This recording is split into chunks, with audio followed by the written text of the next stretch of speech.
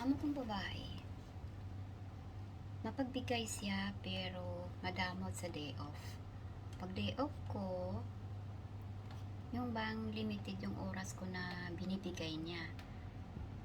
Kasi sabi niya, pwede naman daw ako magluto sa bahay, pwede naman akong kumain dito, magpahinga. Pero ay na yung lagi kang lumalabas na kahit day off mo, pupunta kung saan saan. Pero pag nasa bahay ako, pwede naman ako magluto na ang gusto ko, anong gagawin ko. Kaya napunta na lang ako minsan sa supermarket, bibili ko anong gusto ko.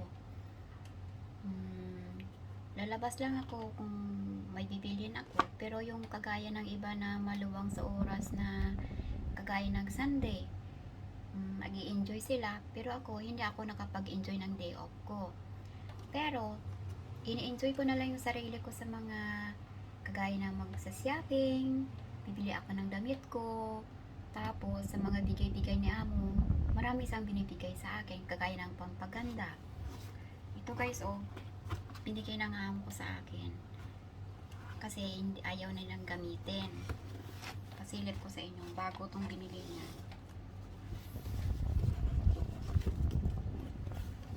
Bagong bili. Ay, ito pala. Ito. Hindi pa siya nabuksan. Bagong bago. Para sa ano to? Pampaganda. Beautifying body milk.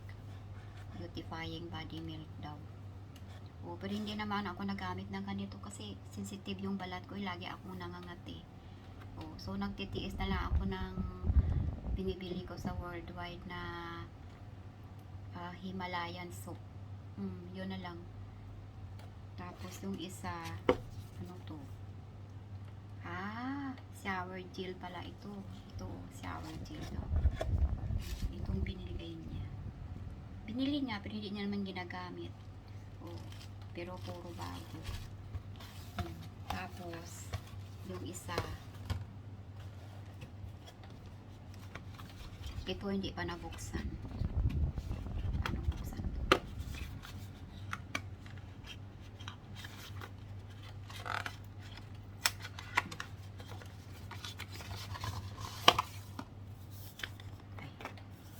Ito guys,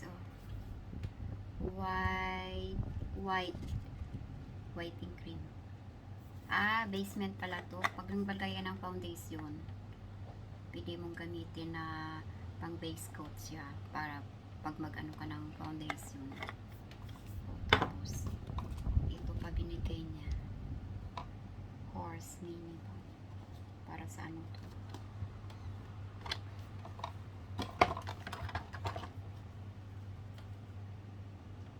Made in Korea. Ito guys, hindi pa nabuksan, bagong bago. Ayaw na naman gamitin kasi bihira na siyang lumalabas ngayon kasi may sakit siya. So yung mga pampaganda niya, binibigay niya na sa akin, yung mga foundation niya, kahit ang pampaganda niya, kasi almost 1 year hindi na sa lumalabas kasi may sakit na siya. Di kagaya noon na araw-araw nagsashopping kami, kahit saan kami makarating kasi may driver kami noon. Ngayon, part-time na lang. Pag magpa-check up siya, yun na lang. Tapos ito pa, made in Canada. Lotion, ano kaya to? Para sa mukha.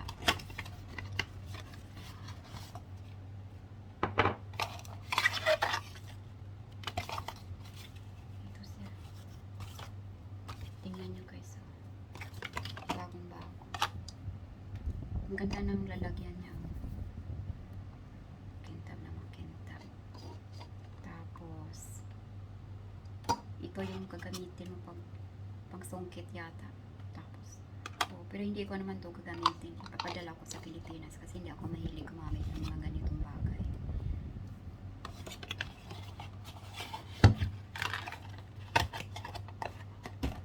Tapos ito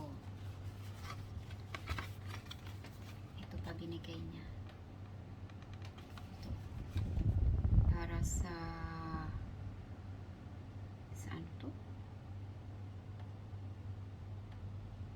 skincare system. Para sa ano kaya to? Para sa eye cream pala sa mata. Diyos ko Lord. Hindi pa nabuksan. Hindi pa niya nabuksan. Hindi ko naman gagamitin. Hindi ko na lang siya bubuksan kasi para hindi siya ano ba yun? Para bang hindi, anong tawag niyan, yung hangin ba? Matagal pa yung expiration na sa 2030. Tapos itong isa, peel off mask pala.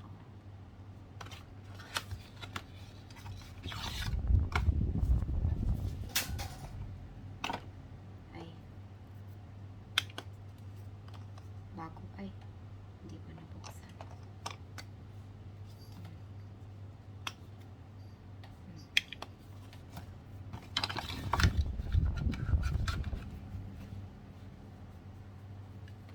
Ito lahat yung binigay na sa akin. Mapagbigay yung among babae, lalo na sa mga jewelry, yung mga nagamit na niya, pero yung mga original nagamit na, tapos bibigay kagaya ng mga shampoo. Pag bumili siya, pag ginamit na ayaw na, bibigay na sa akin. So hindi na ako nabili ng mga shampoo ko. Tapos pag mag-shopping yan, minsan sabihin niya na, ay ito maganda sa'yo. Sabihin ko, ay ma'am, wala akong pambili.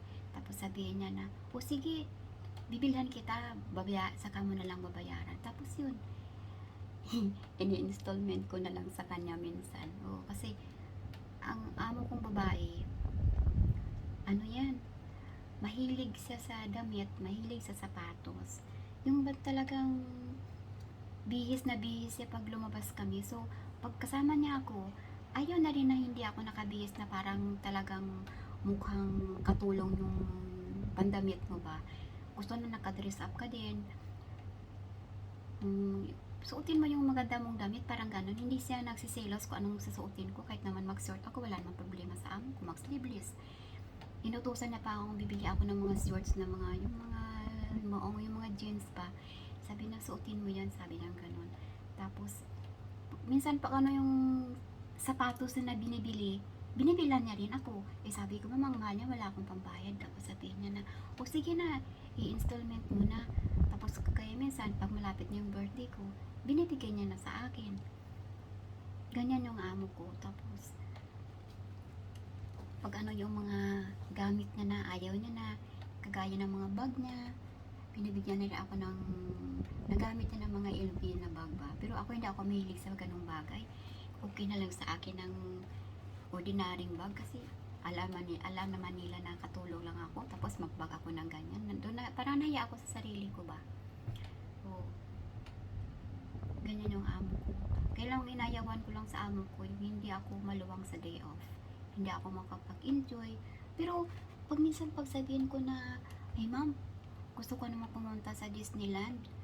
Tapos sabihin ko, don't waste your money. Sabi yung ganun.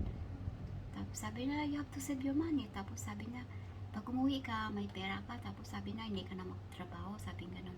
Sabi ko, ma'am, once a year lang naman yung makakita ako kay Mickey Mouse. Sabi niya, okay na. Ako. Sabi niya ganun sa akin. Tapos, sabi ko, ma'am, nakapabok na ako ng ticket namin pa Disneyland. Tapos sabi na, when? Sabi ko, sa ganito. Ay, okay la. Sabi yung ganun sa akin. Tapos, yun. Pero pag yung mga Sunday off, ayaw na yun. Pag weekdays, walang problema. Kahit magpaalam ako na anong araw, basta weekdays, pinapayagan ako. Kaya minsan, na para din minsan anong tawag nun? Nakaka-boring din minsan na lagi ka na lang sa bahay, kagaya ng Christmas. Yung iba, nag-i-enjoy sa day off. Ikaw dito sa kusina, nagluluto. Chinese New Year, nagluluto. Yung iba, nag-i-enjoy sa doon, mag-picture. Ako wala. Hindi ko naranasan yung